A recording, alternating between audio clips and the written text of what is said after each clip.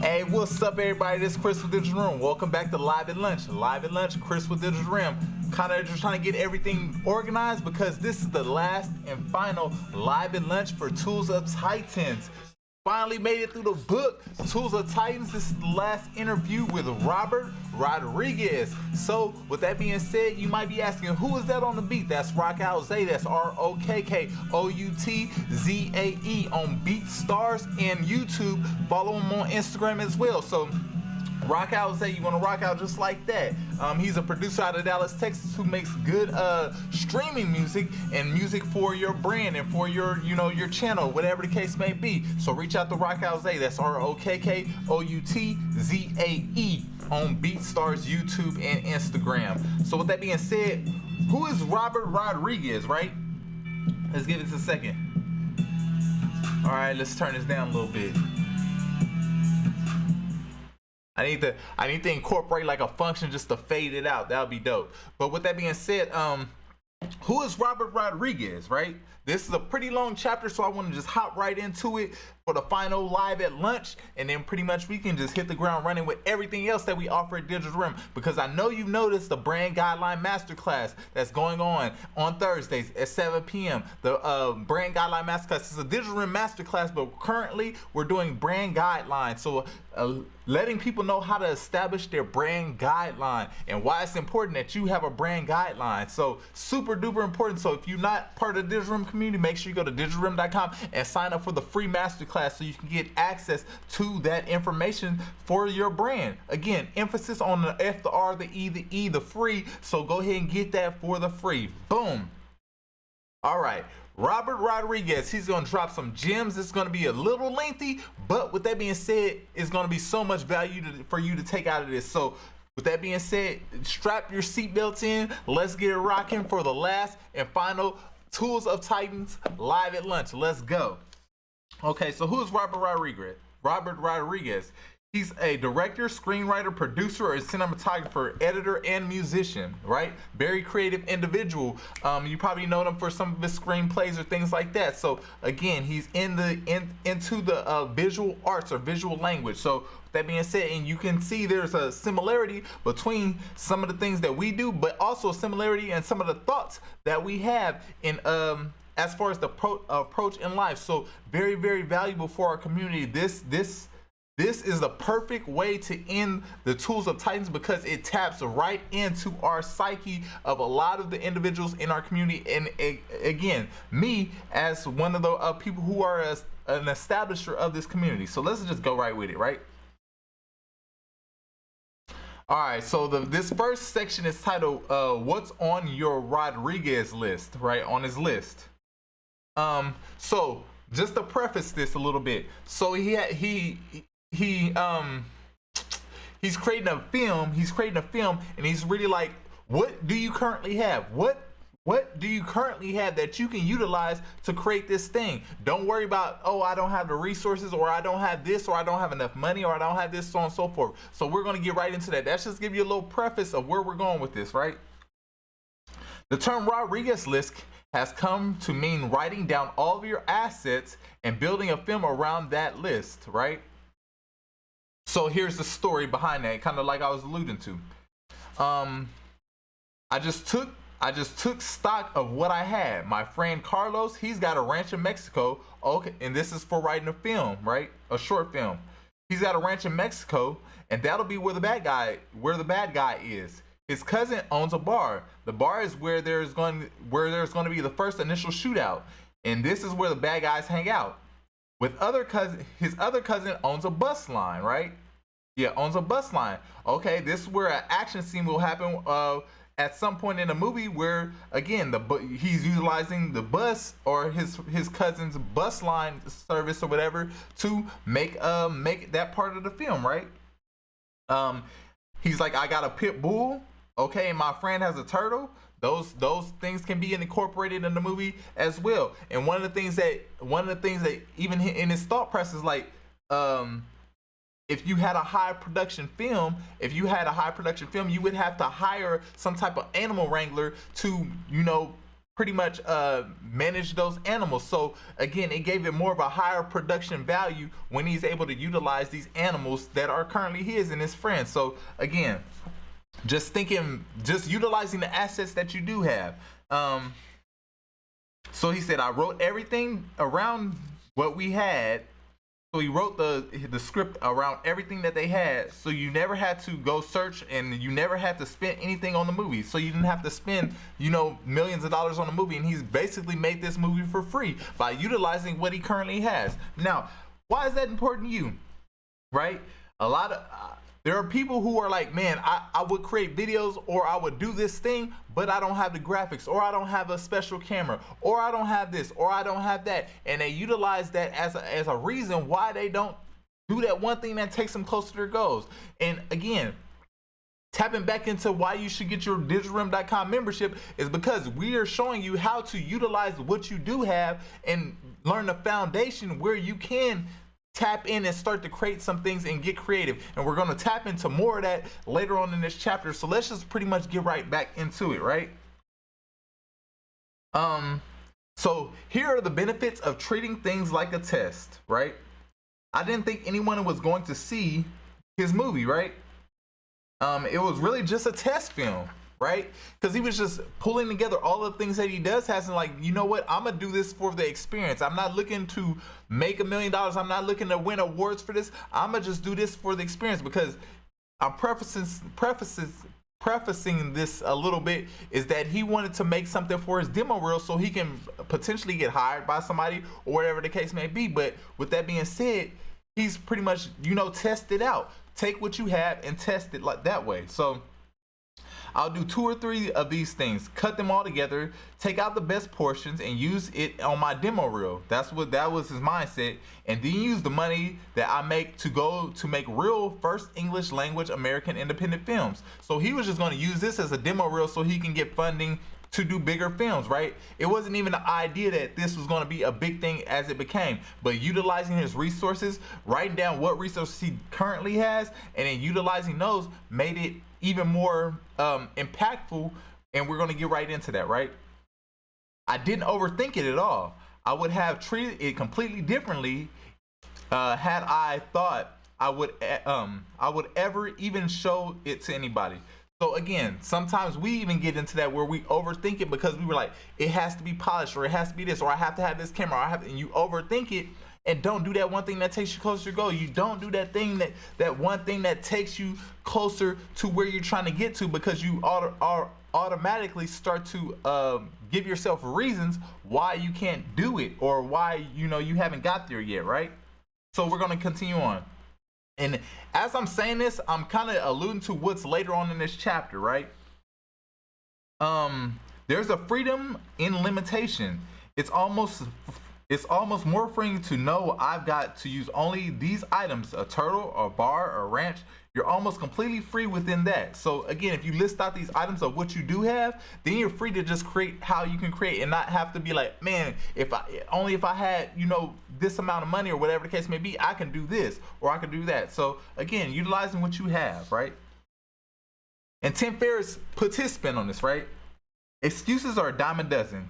In the case of entrepreneurship, I don't have a list. I don't have funding. I don't have connections, etc. Is a popular write-off for inaction, but lack of resources is often one of the critical ingredients for greatness. For instance, like Jack Ma, the founder of Alibaba, right? And that company is currently estimated to be worth $20 to $30 billion, right? And he explains the secret to success is in this way. There were 3 reasons why we survived. He had no money, we had no technology, and we had no plan. Every dollar we use very carefully. So I think y'all can pretty much get that. Like, when you have limited resources, you have to, think through how you're going to use these resources. When you have unlimited resources, you kind of just throw money at it and see, try to see what sticks. It kind of reminds me, and I want to use a personal example, but it kind of reminds me of like my first laptop, my MacBook Pro. way back in the day, and it was fast when I first got it, but when I started to get into my computer graphics and things like that, at the time when I started to get into it, it was like very, very slow. So with that being said, that example taught me a life lesson. Like, okay, I have this super slow computer, and other students are able to buy, you know, the latest, greatest computers and with the best processor, and they're working super fast. So even though my computer is super slow, I have to be mindful for every click, because my click will take, you know, 5 seconds in comparison to their click takes half a second. So every click is important, because if I'm trying to get this thing out as fast as they are, I need to understand, okay, this click is definitely going to be, you know, the right click. So again, you start to practice that mindset when you have limited resources. When you have limited resources, you start to get very creative and resourceful, and making sure that, you know, you're making the right moves, instead of if you had unlimited resources, you just be able to throw money at it and see what sticks and what doesn't. So again, that's a life lesson I think everybody should learn. Like, it's good to go through the times where you don't have as many resources, because you start to become resourceful, and, you know, learn how to manage what you do have, right? So boom. All right, so this next section, turn weakness into strengths, bugs into features.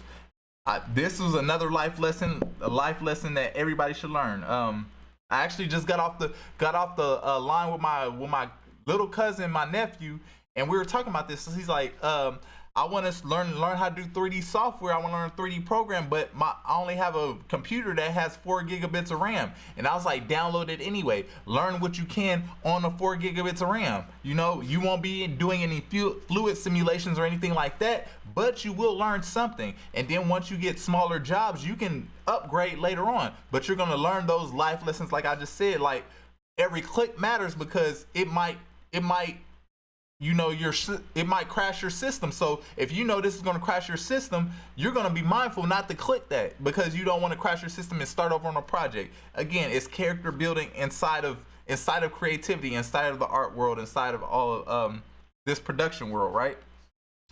So with that being said, turn weaknesses into strengths and bugs into features. All right. I remember from Dusk Till Dawn, when he was working on this movie, the film was a special effects guy put too much fire in the explosion. The actors come running out of the building. It's in the movie. You see the building blow up, the bar at the end. It just kept going and engulfed the whole set, right? So it was supposed to blow up to be a part of the movie, but it started to engulf the whole set, right? And that was the first shot. So they still had a whole day of shooting, but the flame engulfed everything else. Not only did it explode with the shot they were supposed to get, but it engulfed everything else. And we still needed shots to shoot lots of other stuff with it. Everyone else was freaking out. The production designer was crying, and because that was all their work. My assistant director comes over and he goes, "Are you thinking what I'm thinking?" I go, "Yeah, it looks good. It looks good the way it is. It's all charred. Let's just keep shooting." So again, with that being said, let me just finish the highlights at least. So you use those gifts because nothing ever goes according to plan. So you use the gift of being able to notice when things go bad, to be able to switch it. Like, hey, we can utilize this. And it reminds me, this is a life lesson I learned early on in life. It reminds me of I'm trying to think of that painter, the painter that had the afro. He used to be on TV all the time. Man, I don't know why I can't think of his name, but he had the afro. He used to paint on TV all the time. He used to be seemed always happy. But again, if you say quote unquote made a mistake, he'd be like, "Oh, this is let's say it's a happy, if it's a tree, right?" And he's like, "Oh," and let's say the paintbrush goes off and he makes a mistake. He's like, "Oh, a happy mistake." He would always say this, and I noticed that, like, man, every time he messes up, he says that's a happy mistake. But then on top of that, he adds more to it, and then it never looked like a mistake in the beginning. It's like, okay, this thing happened that was unplanned, but in that unplanned thing, I'm gonna make something out of it that, again, I consider that it comes from the soul, like. and we're going to get further into that. But again, you have to be able to recognize those things. When those things don't, when you have a plan and things don't go according to plan, then you have to refocus, repurpose, and be like, okay, this didn't go to plan, but what good can I get out of this, right? What good can I create from this? Even for me, when drawing, like I might go into the drawing with an actual plan, like, hey, I want the character to be doing this, and then one of the times I mess up a line, I'm like, man, and early on, I'll be tempted to be like, man, I'm gonna just throw this away. I messed up the eyebrows, I'm gonna throw it away. But as I learned this lesson, like, those are happy mistakes. Those happy mistakes, you usually find a lot of good gems in those small those small mistakes that end up becoming the focal point of what you were producing. Be like, man, that was a mistake that made this thing actually pop. So with that being said, hey, look for those opportunities, right? Those use those gifts because nothing goes according to plan. Use that mentality because nothing ever goes according to plan, right? So I did highlight this. So you go, how can I turn it into a positive and get something much better than if I had all the money, time, and money in the world, right? So just turn that negative thing into a positive thing and look at it like that, right? So this next section is titled, again, this is a long one, right? So we're gonna just continue on, but you know, I've started to make these sub clips of this video. So if you are watching this on Instagram, you're gonna be able to see the sub clips. So definitely go to digitalrealm.com and just get access to the full video, but you will be able to see some of the sub clips of this last and final Live at Lunch with Tim Ferris in the Tools of Titans and Robert Rodriguez, right? This next section is don't follow the herd, stumble instead. It's good not to follow the herd. Go the other way. If everyone's going that way, you go the other way. You're going to stumble, but you're also going to stumble upon an idea no one came up with, right? That way, at least it's a new frontier. I always found success in just going the opposite way. And finished with the final highlight, right? Essentially, he's like talking about like everybody with that mentality, everybody's trying to go through the same door. So instead of trying to go through all these thousands of people trying to get through the same door, start to explore different ways and find different paths that you can trailblaze for yourself, because that you're going to have a lot less competition when you try to find new paths, right? Instead of trying to follow somebody else's path, right? So you got to think bigger than that. There's less competition up there, right? And I'm gonna give you a quick example that I highlighted. So he's like, he always wanted to get on TV. He always wanted to get into TV, but instead of going and competing with everyone else, trying to get on at 7 p.m. on NBC on Friday night, I decided to own a network. You know how many people are trying to own a network? Nobody. Everybody's trying to get on TV. Everybody's trying to get on prime time TV. Everybody's trying to, use this. You get it. Everybody's trying to do the same thing. But how many people are thinking, I want to own my network. I want to own a network, right? You have a lot less competition in essence, right? So you're competing with the top 5 instead of the top 20,000 people trying to get on NBC on Friday and Saturday night. So I always say, try to look bigger. Try to dream bigger, because that's kind of what this ties into. Try to dream bigger. Like, you see what other people are doing. You see the successes, how they were able to become quote unquote successful in their way. Okay, try to think bigger than that. Like, try to think bigger where it's less competition, where you can set yourself apart from the thousands of people that are going down the same exact path, right? And you might be asking, like, Chris, how do you think bigger? Like, how do you do that? And we're going to cover that in a little bit, right? And later on in this chapter. Failure is not durable, right? This alludes back to kind of what we're talking about, finding that positive thing in a mistake or a bug, if you want to call it, right? Failure is not necessarily durable. Remember that things that they fire you that they fire you for when you are young are the same things that they'll give you a lifetime achievement for when you're old, right? So don't be so caught up in the, if you want to call it quote unquote failure, but don't be caught up in the failure, because those are the same thing that makes you unique. Those are the same things that make you different from everybody else. So embrace that, right? Even if I didn't, and this is him saying, like, even if he didn't sell his movie, I would have learned so much by doing the project. That was the idea. I'm here to learn. I'm not here to win. I'm there to learn, because then I'll win eventually. And you want to take that mindset on in whatever you do. Don't be so worried about the accolades and being successful.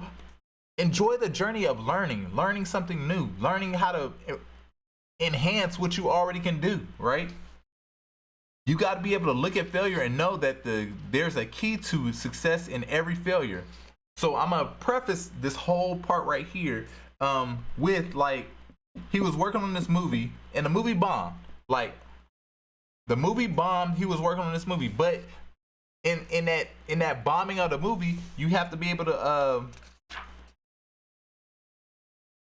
in the bombing of that movie, you have to be able to see, like, the ashes in the chaos at the end of the day. So during that movie, there were two actors that, you know, they were just, you know, kind of just waiting on set to do their part, and he noticed them, young actors, the young kid actors, and he noticed them, like, you know, in their little tuxedo and stuff. They look like little spies, right? They look like little, you know, whatever, little spies or whatever, right? So that gave him the idea, like, with this actress and this actor, you know, in their outfit for this movie that's bombing or going to bomb, he thought about it, like, and came up with the idea of what is considered spy kids, right? So spy kids, again, would he say, like, there were 4 of those movies, and now a TV series coming called Spy Kids. So in that initial movie where he was working with this team, high production team, and, you know, they thought the movie might go great, but the movie ended up bombing. But during that whole production, he noticed, like, noticed the gems inside of the actual experience. He noticed the little gems inside of the actual experience, and out of those little gems can grow something a lot bigger than you would expect it. So again, it's just really just being creative and tying back to, I don't even know if we covered it yet. It's really just making those happy mistakes at the end of the day. Those happy mistakes is noticing the gems even when they pop up, right? I'm trying to make sure I don't go too far forward before it's time, right? All right, so failure isn't always durable. You can go back and you can look at it and go, oh, that wasn't failure. That was a key moment of development that I need to take, and I can trust, and I can trust my instinct. I really can, right? So boom, it's just tying back into that. Like, he was in this production environment, trusted his instinct. Like, this, I like how this looks. This isn't even about the movie. It's about just these two actors and how they're dressed. It inspires me with a new idea, a new concept that completely different than what the movie has going on. So again, you want to find those gems, and then that just blossomed into something different, right?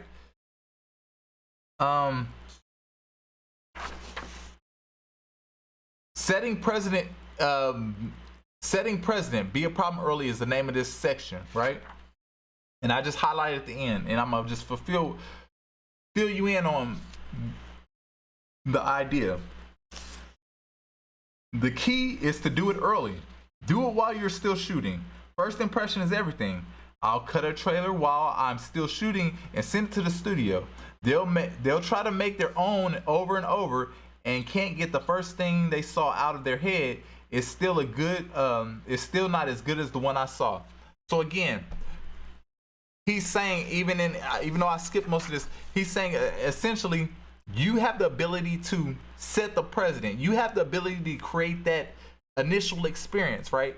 initial experience being that first thing they see. If you're able to do it early, then when somebody tries to recreate that experience or make that experience better, then people's mind is gonna still be stuck on the initial experience they had. So they always compare it to the initial experience they had. A good example way I can think of this is like when you first hear a song, even one of the older songs, even though they remake a lot of songs, but when you first hear a song, and it sounds a certain way, you're like, man, I like this song. But then let somebody try to recreate or remake that song, it's like it never just lives up to the initial song you heard, because that's the precedent that was set, and you kind of that's what you expect from that experience. So again, you want to get in there early when you are pitching or whatever. Get in there early and kind of be like, hey, this is the product. And then if your agency or your company you're working with or whoever is trying to say, okay, we're not going to go with that, we're going to use our marketing agency or whatever the case may be, they will always be kind of chasing what you established, right? This is very important. This is a very important section. We're starting to get into really important stuff, right? This section is you don't need to know, trust comes first. He believes that if you develop creativity, trust and getting started often takes care of the rest. The technical part of any job is 10%. 90% is creativity. If you already know how to be creative, you kind of got a battle half beat because you don't need to know. So with that being said, and I've gotten better about this as far as things I don't know, but again, it's never too early to learn this, and it's never too late to start even getting better at this. But with that being said, like,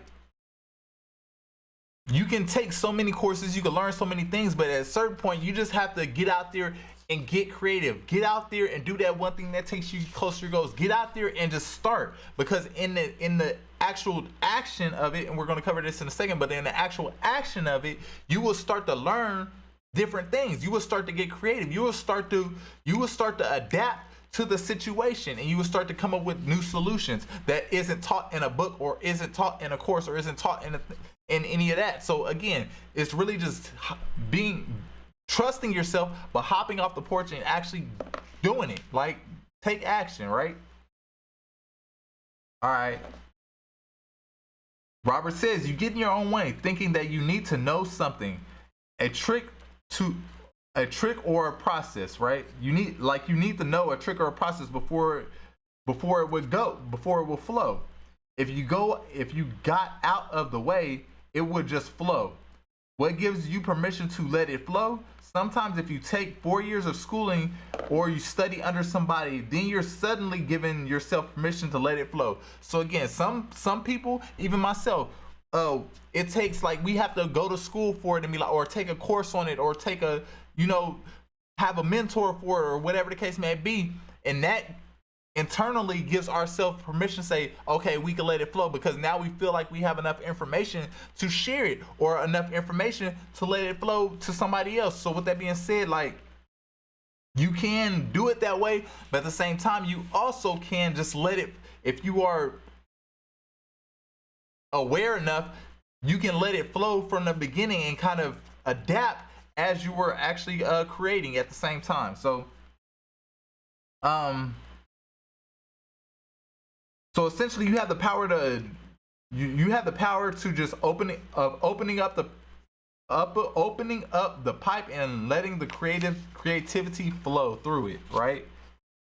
Soon as your ego gets out the way and you go, I don't know if I know what to do.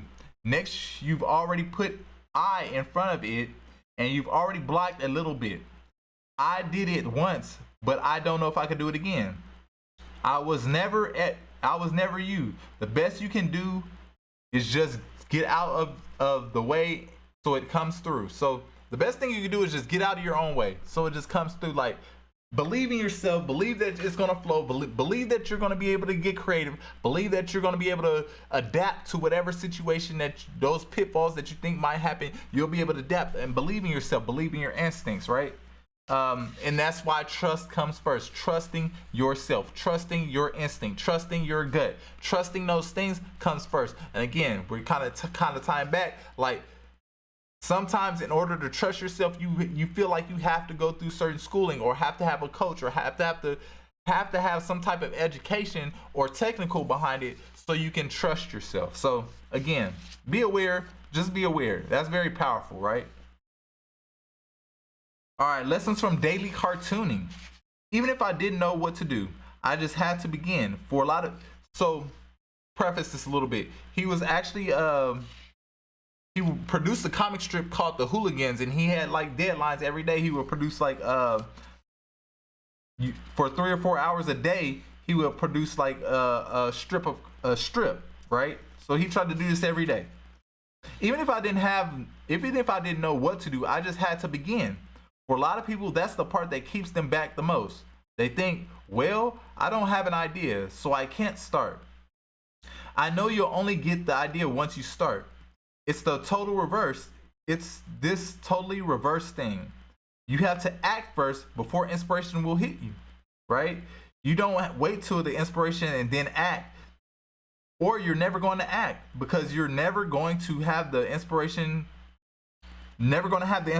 Or not constantly.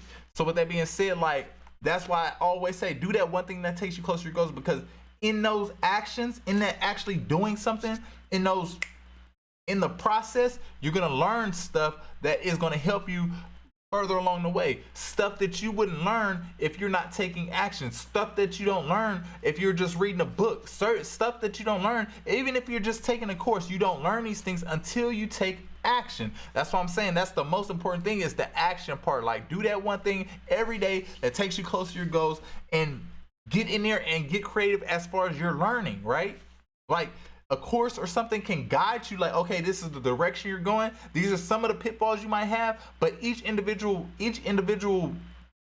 experience will be different. It doesn't matter if you're doing the same exact thing somebody else is doing. Their experience will be different from your experience. So being able to just take action and enjoy that experience, right? Right. So Tim Ferris says the simple willingness to improve is more vital in the long run than research. Kind of like I said, like, just worry about improving, getting better, and taking action. In your action, you're gonna get better and better and better and better. And worry about that. Don't worry about the long time research, just so you can be like, man, now I'm ready to take action because I've done all of this work trying to learn it. Now I'm ready to take action. No, take action now and learn on the job, right? All right. Even the pros don't know, right? This is the section title. So I want people to hear those stories, because I wanted people to hear stories like this, because when you feel like, oh, I don't know if I'm doing it right, there's other guys seem to know. No, they don't know. None of them know. That's the beauty of it. You don't have to know. You just have to keep moving forward. So again, he goes into a story about a movie that he's working on, and he kind of asks the question, and he's like, you know, at the end of the day, like, the people he perceived that were professionals or that would know, they don't know. They're kind of just taking action and learning on the job as well. And I could definitely think of multiple experiences, like working in production, like at these super big media agencies. It's like, you know, then they have all this equipment and technology, and it's like on the same token, they're learning as they go, like, you know, because a new problem pops up in action. When you're taking action, a new problem will pop up. So it's kind of like, you know, if you're forefronting something, new things are going to pop up that you can't read in a book. So really just being courageous enough to be like, this is how I approach life. Like, I'm gonna come out taking action, and then any new problem that's gonna pop up, I'm gonna use my creativity to navigate that, right? So, alluding to the next part, more on creativity. When people say you do so many things, and he goes, no, I only do one thing. I live a creative life. When you put creativity in everything, everything becomes available to you. So again, putting creativity in everything, everything will become available to you. And it doesn't matter, and it's going to go into this next section. And if you say you're not creative, look at how much you're missing out on just because you've told yourself that. I think creativity is one of the greatest gifts that we're born with.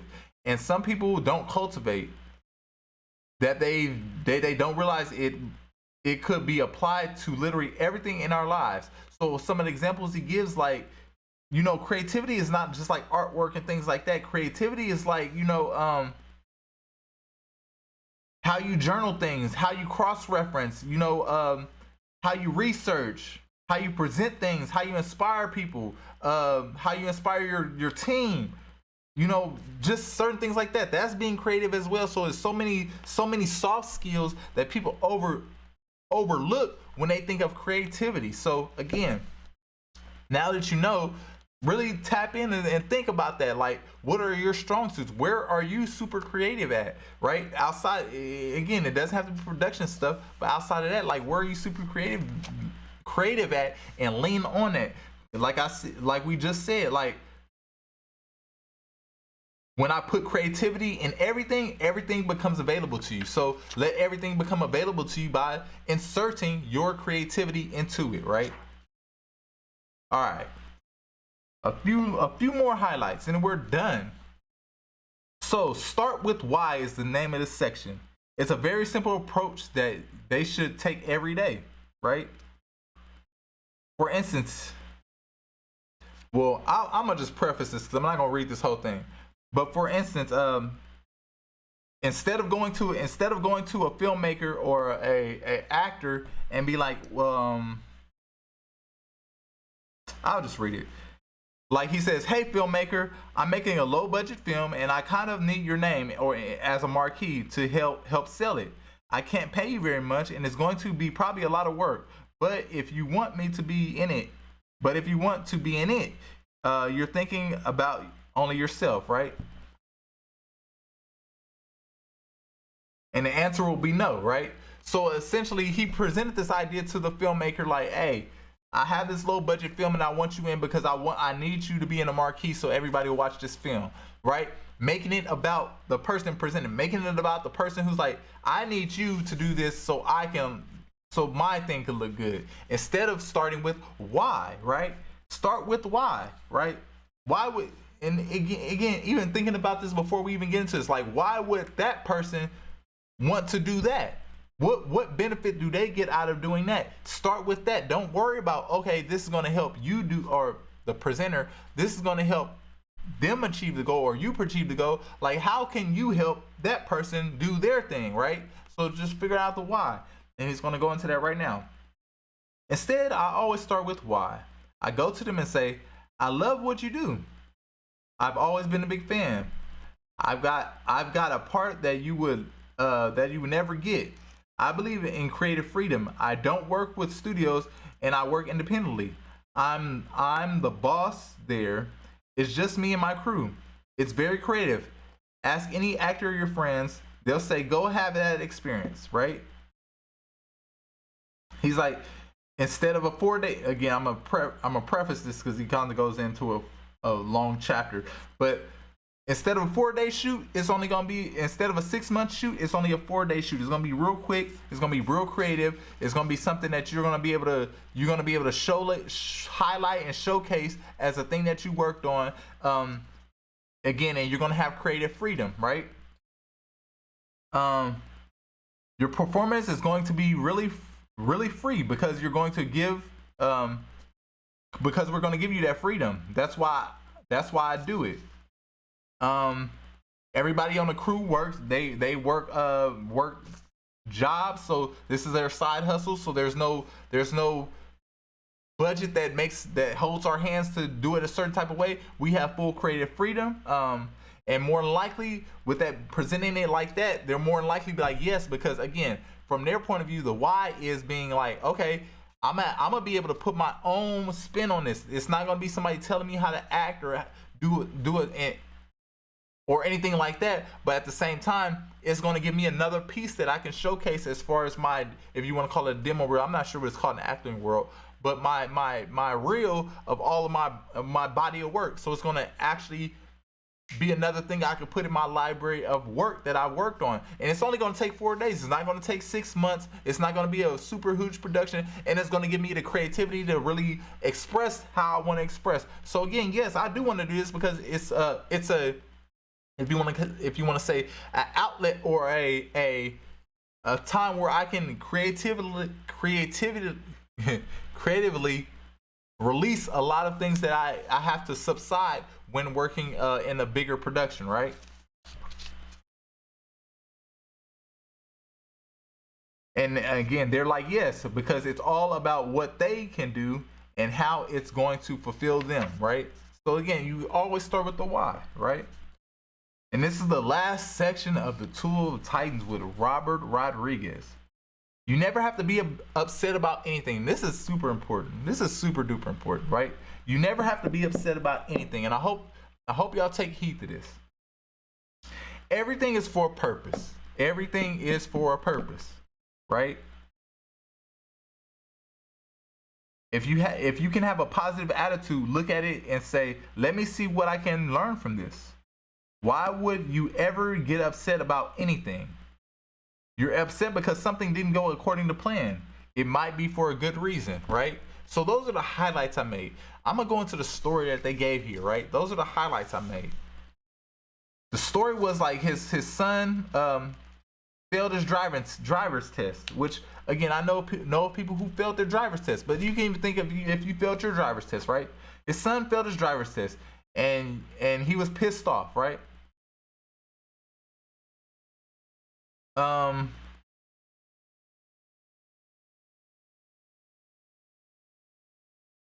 And he basically told his son, like, I'd rather you fail your driving test, even if you fail the driving test 100 times. I'd rather you fail a driving test than do something in front of the cops, or do something that, you know, where you hurt yourself or hurt somebody else because you weren't ready to drive, right? I'd rather you fail than not be ready to get out there on the road. And I think that's a great example to use because, again, that's more of a life or death thing. Like, if you're not ready, you're not ready. The failure is a good thing because the failure tells you don't know enough to be able to get out there and drive. So with that being said, not all times is failure a bad thing. Failure just means you need to refocus and readjust or redo something, or learn the silver lining, or whatever the case may be, however you want to take it, but learn something from that situation, right? And that's just, when you fail that test, that's just something that didn't go according to plan. I'm not saying that it'll never happen, but you just failed the test. It's just telling you you're not ready, or God isn't ready for you to be there yet. So with that being said, just continue to take those action steps, get creative, and learn where to see the gems in what you are working on, right? And out of those gems, you will start to acquire things that will help propel you and mold your I don't know why I can't think of the word. It's not personality, but essentially mold your personality to be better when you are ready to be on stage, or are ready to drive at the end of the day, or with this example, right? And he says, I can't even think of a negative reason why you failing the test is a bad thing. It's really how you look at it.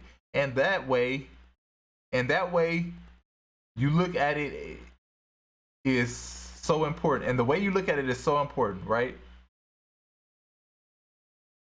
And of course, it sounds like, yeah, that makes sense. Like, yeah, I would prefer to fail a driving test than have an accident. You know, I would prefer that, right? So at the end of the day, you could take that for what it is. And he touched on that a lot in this chapter, like those little mistakes, those little failures, those little things that you go through, you know, don't let that mess up your confidence, mess up your confidence in yourself, mess up your confidence in your intuition, mess up the confidence in the things that you internally know. Let that propel you to be like, yeah, okay, I went through this. I went through these problem things and I learned some lessons here. So if I ever have to go through this again, I already know how to get the lessons out of it, or I can share with somebody else, or whatever the case may be. But learning those silver line, learning those things to become better. So with that being said, hey, this was a good chapter, right? This was a good chapter. I know it was a long chapter, but with that being said, hey, do that one thing that takes you closer to your goals. Like I always say, do that one thing that takes you closer to your goals. And more than anything, go to digitalrem.com. That's digital, REM.com. Get access to the community like ASAP, like right now. Right now, if you're watching this right now, get access to the community right now. Go to the, be a part of our master classes. Every week we have master classes that are free for everybody, so be a part of the master classes. And then with your membership, you get access to the course library where you start to learn some of the things that we introduce in the master classes, but taking it to the next level. When you're ready to start to take even more action, how to take even more action and get to the next level. And with that even being said, we are going to start to bring on different individuals to start to build out our course and start to give their input on what how they got to where they got to. Just like this book, we had successful people, very super successful people that are well known, but outside of your door, you have super successful people all around you, and we're going to tap into them in our community. We're going to tap into them as well and see like, hey, how did you get your store up? How did you open your own event space? How did you get your product into Target, Walmart? How did you do that? How did you create your own video game? How did you? So we go endless with that. So with that being said, hey, we're gonna tap into those communities, tap into those people. We're gonna start to roll that out. This was just, again, like I tell everybody who reached out to me, the Tools of Titans was just the appetizer. The Tools of Titans was just the appetizer for what's up to come as far as bringing people in the interview type of style and kind of like tapping into like, oh, what makes your process. What gems can we learn from your process? What gems can we learn from the things that held you back? What gems can we learn from the things that were your happy mistakes at the end of the day? And then also, again, Digital Rem give you the course library to walk you through some of the process, like to set some stuff up for yourself, set things up for your business, set things up for generational wealth as far as just learning how to grow and continue to be creative. I think that I love to actually just put it like that. It don't necessarily have to be about business. It's just about being creative. Like at the end of the day, learning how to be creative, and that could be creative in any capacity, but learning how to be creative, how to tap back into your creativity. And then once you tap back into your creativity, the world is yours at the end of the day. So with that being said, hey, do that one thing by going to digitalrem.com and get your membership like ASAP. And at minimal, just signing up for the free masterclass. So with that being said, hey, all y'all have a blessed day. I will see y'all on IG. I will see y'all in the community. And hey, have a blessed day. Later, y'all. Peace.